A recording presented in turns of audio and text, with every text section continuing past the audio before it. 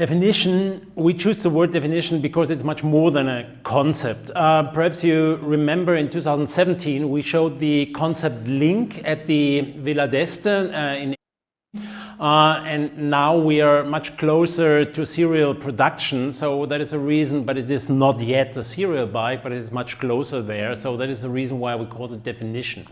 The CE04, C stands for our scooters, our urban mobilities. E, of course, for electric, and the 04 gives a hint of the size of the bike. So there is room above the 4, and of course there's also room below the 4 to give an insight what is coming also in the future, or having room in our namings for future products to come. Absolutely, well explained. There's more to come. I like the sound of that, Ralph. So some manufacturers, they're still trying to break into the e-bike segment. But BMW Motorrad, it's been pursuing its electromobility strategy for over a decade already, so it's an important journey to make, isn't it? Absolutely. We started, I think it was in 2011 when we showed the first concept of the CE Evolution. Then in 2012 in London we had the next concept bike, and in 2014 we brought up the CE Evolution as a serial bike, a serial scooter, and we've been the first manufacturer coming up with a serial electric scooter.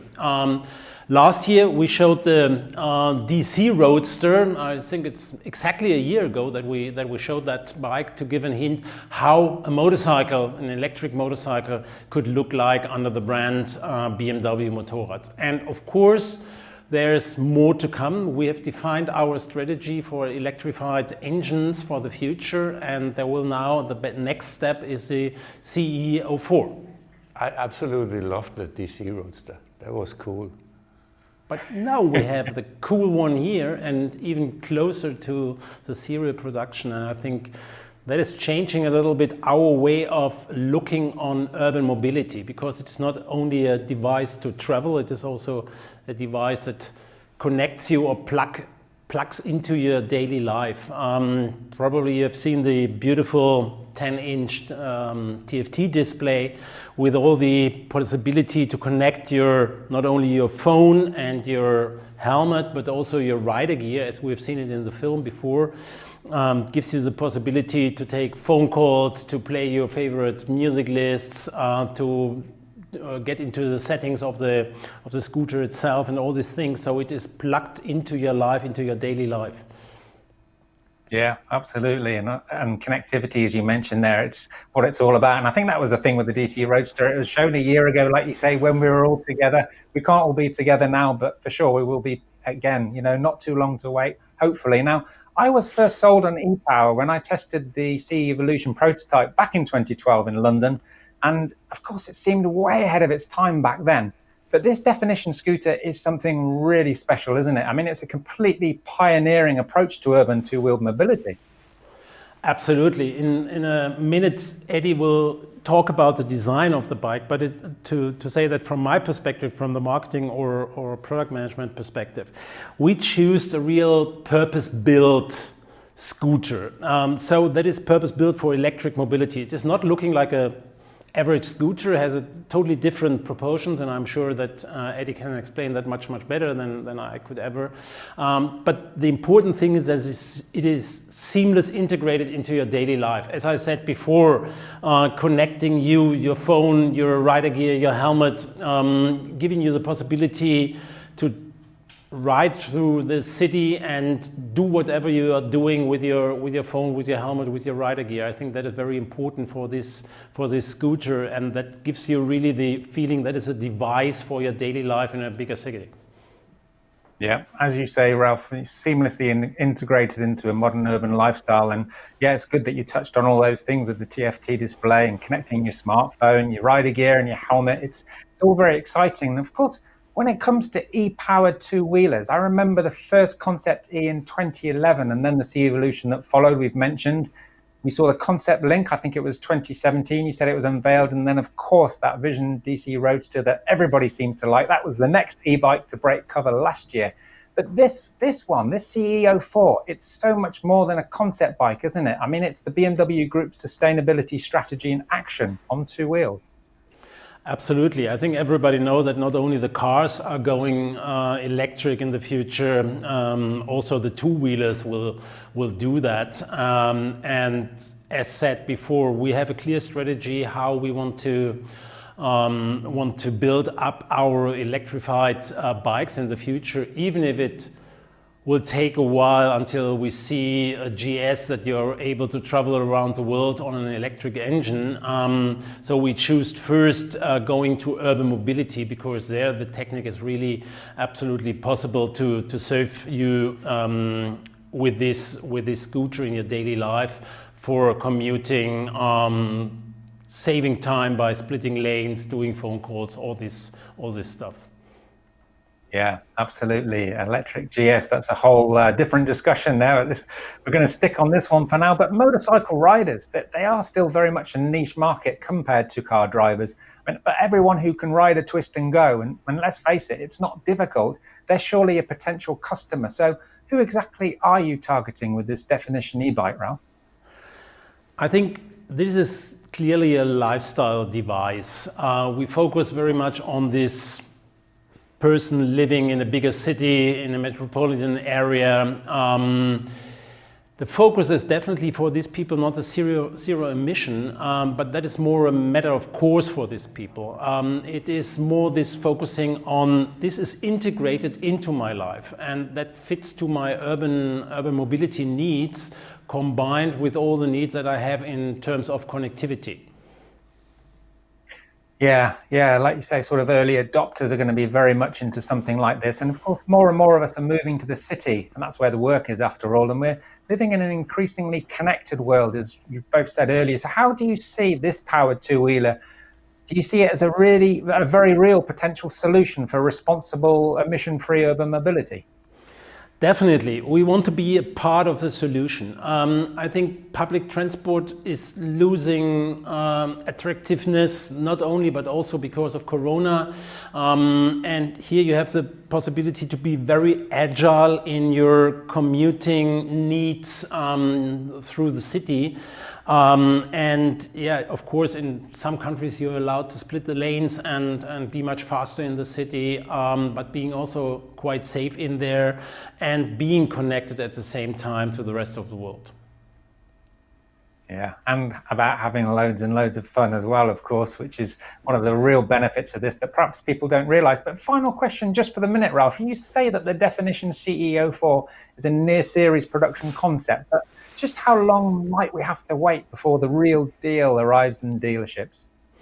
As you said, it is big fun to ride. We are not focusing so much on rational reasons. Being that fast in the city, being the first one on the traffic light, having this enormous torque of an electric engine, it's big fun to ride. But I have to say, it is a little time until we will have that in our dealer rooms, at our dealers. But it is very soon, so only a couple of months to wait for the serial scooter that will of course show to you all then here, same place. Fantastic, not long indeed. That's brilliant. Thanks so far, Ralph. Please stay with us, and let's now bring you into the discussion, Edgar, and talk about design, because often when you see the series production version of an earlier concept bike unveiled, they end up looking quite different because of the many restraints of homologation, I guess. But this Definition CE 04, it's very close to the radical design that we saw in the concept Link 3.5 years ago, I believe. So how did your team manage that? Yeah, you're right, Andy. I mean, in 2017, when we had the concept Link, this bike is very near to the concept, right?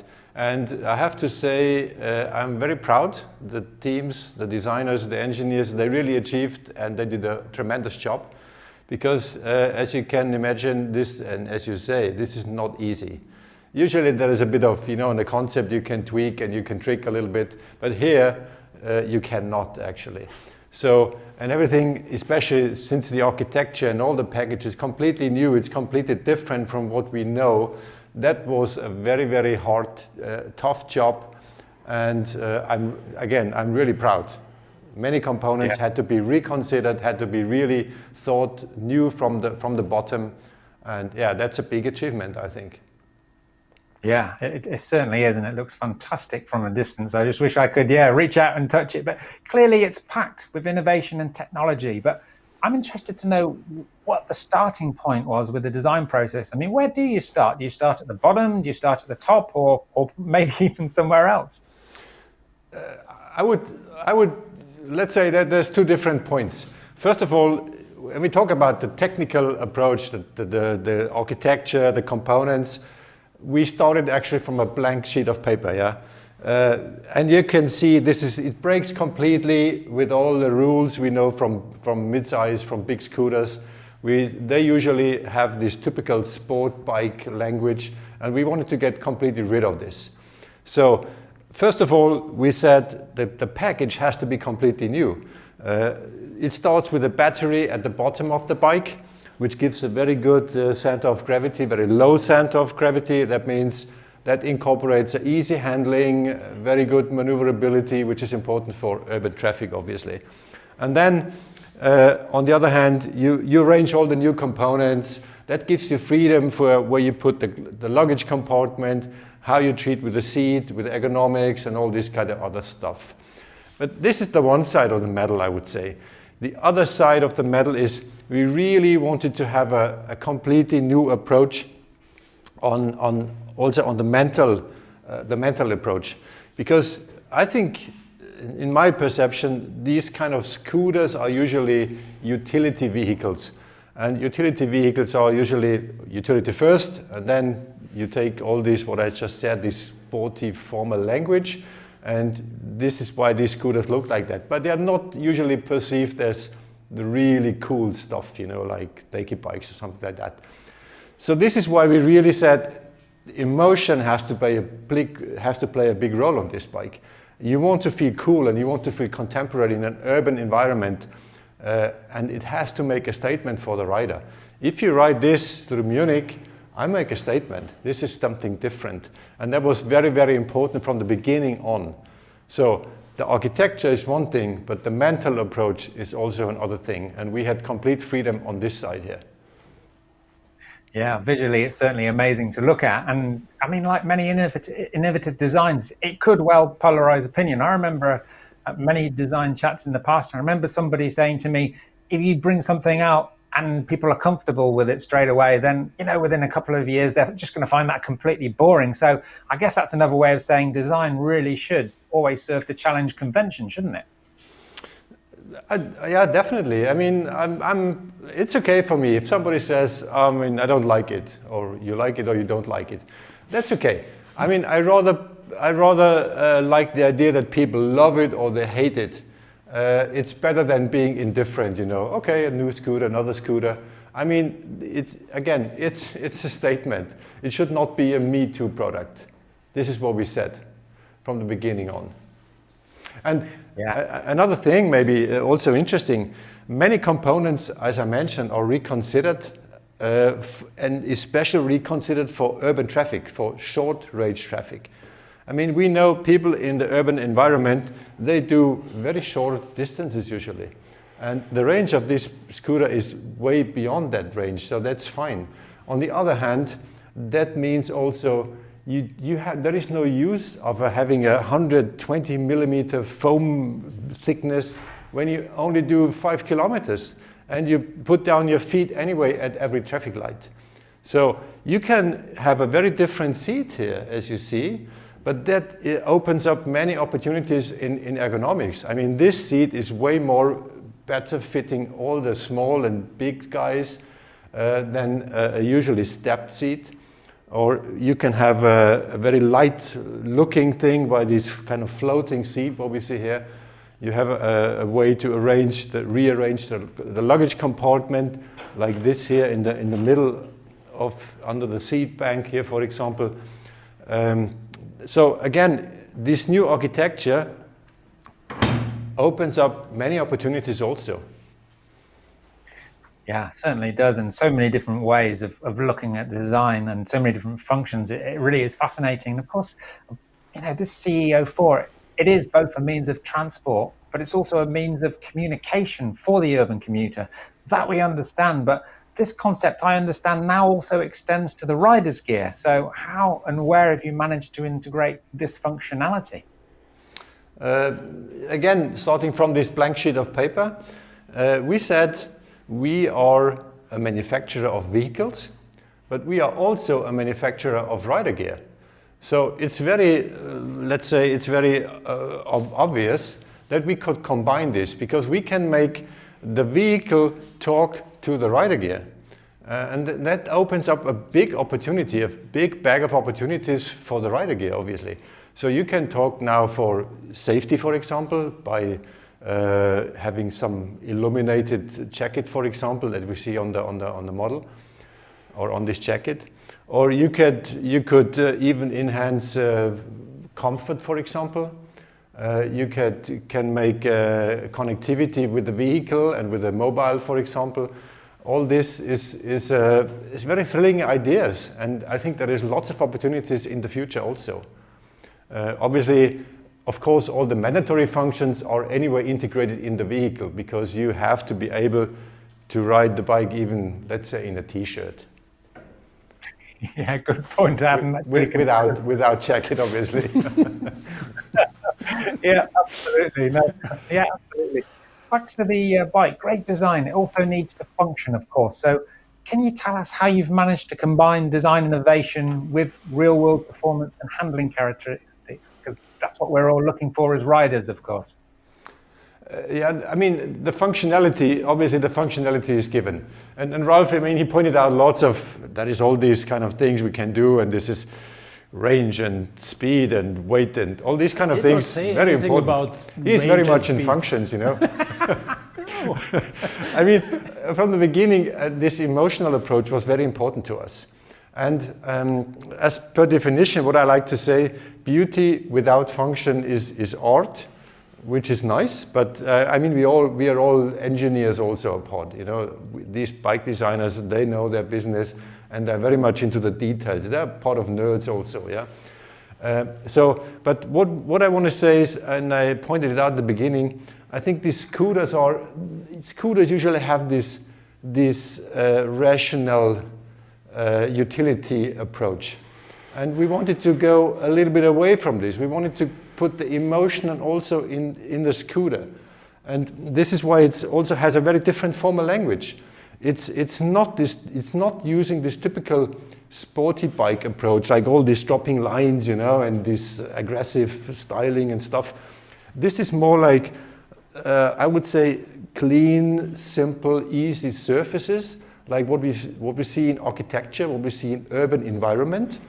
But then again, with these sharp lines, for example, it also adds the crispness and the defined qualities and the defined lines. So this approach, I think, is very important. Yes, we want to have it practical, and it should work with all the functions, but also the emotional approach was very important to us. Yeah. And of course, connectivity. I forgot about this, but Rolf said already. Yeah. I'll come back to connectivity for sure. But I mean, it's going to bring a lot of new people into the brand. I'm absolutely sure about that. I just hope they really appreciate the thought process that's gone into that, and because it really does look fantastic, but it functions as well. But in reality, a lot of city commuters, they just want practical, user-friendly behavior and maybe no range anxiety from a powered two-wheeler, certainly an e-powered two-wheeler. So can you explain how you've managed to factor in the ergonomic efficiency and the comfort and the connectivity, as you mentioned, with the design of the new Definition CE 04? Yeah, coming back to there's all these connectivity features in, what part of this we know from the car side, of course. Again, also from the beginning, we said, for this urban approach, these people are used to have their digital life. They have it anyway. It's all on the cell phone. And if you want to go from A to B, you do not want to interrupt your digital life just because you have to move somewhere. This is a no-go. So this device is kind of, like we said, plugged to life. This is what we said. It integrates you seamlessly in your digital life anyway. So if you hop on this bike, you have everything on here, your connectivity. I also said you could extend this even to even more comfort with your rider gear, for example, connect it to your helmet, for example, or charge your device in the jacket. This is for the moment, and there is lots of ideas which can extend this approach. Yeah, plug to life. I really like that one. Thanks, Edgar. Well, let's open up the discussion to our community and see what they've been posting. Let's see if we've got a few more questions and find out what the community wants to know about the CE04 specifically. So can we have the first question on the screen, please, guys? All right. Somebody who's planning on going far, maybe not city commuting, but they want to know what the potential riding range of something like this could be.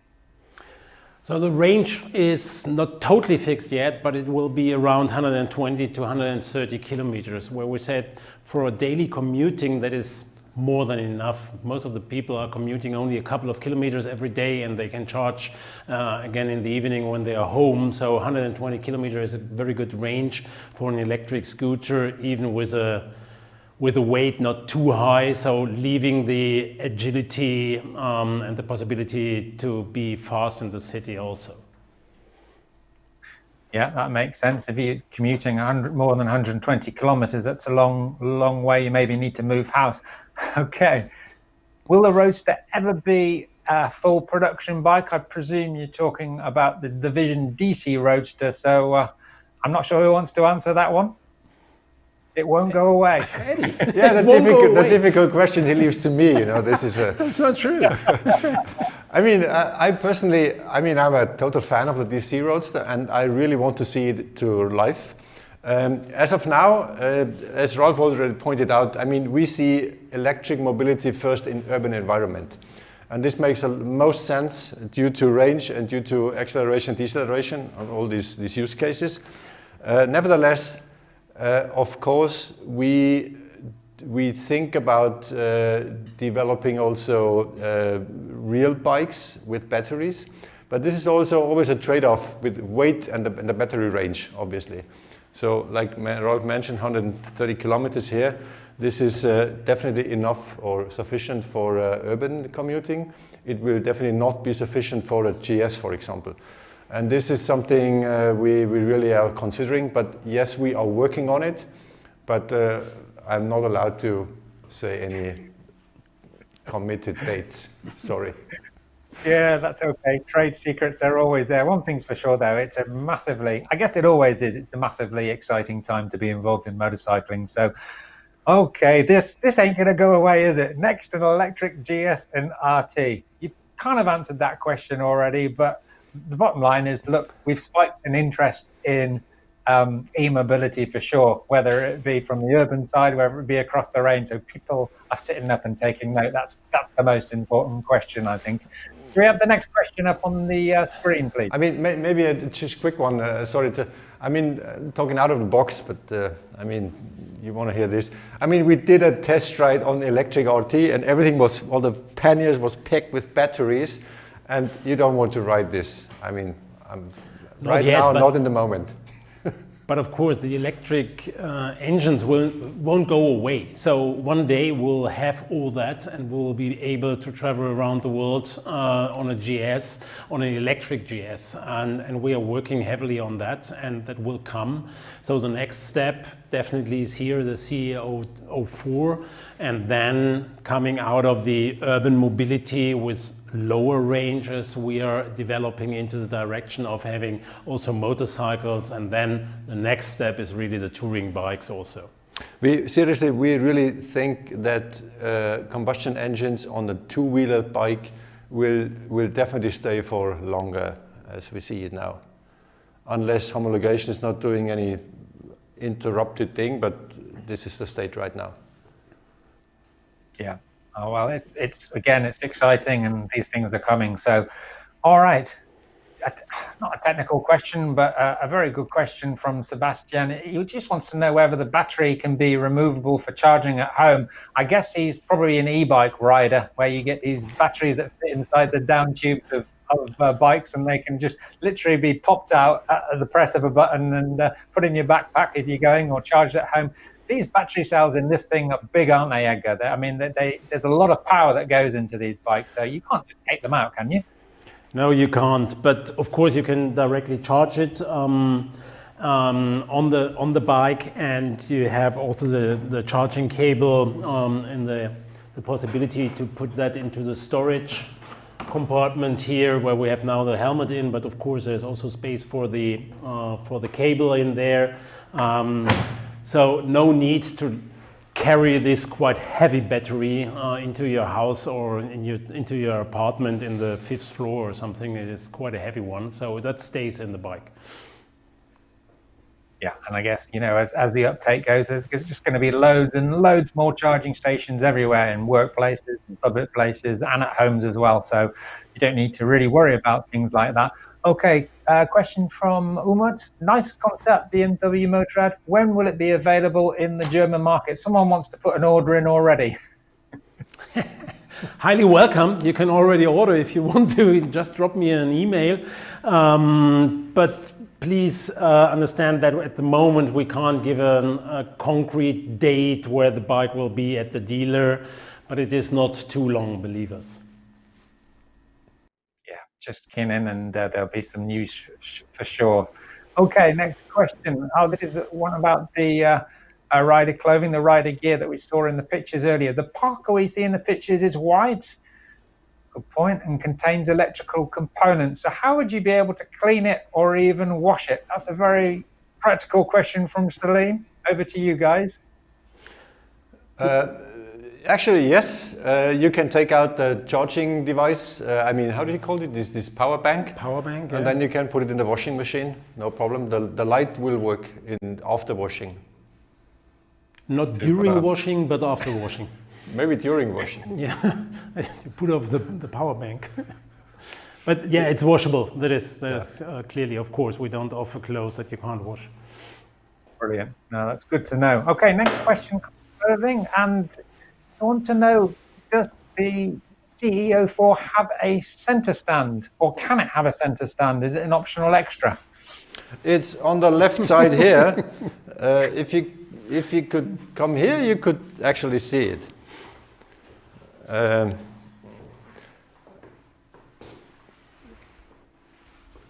So the answer is yes. Oh, I don't do it. It's got a center stand, so that's great. I mean, it's not like you need to do any chain maintenance on it. I think it's belt drive, isn't it? And I guess it's pretty much virtually maintenance free. That's the design, but I guess it looks good parked up on a center stand, and you can fit it in a narrow space as well. So just back to the jacket for a minute.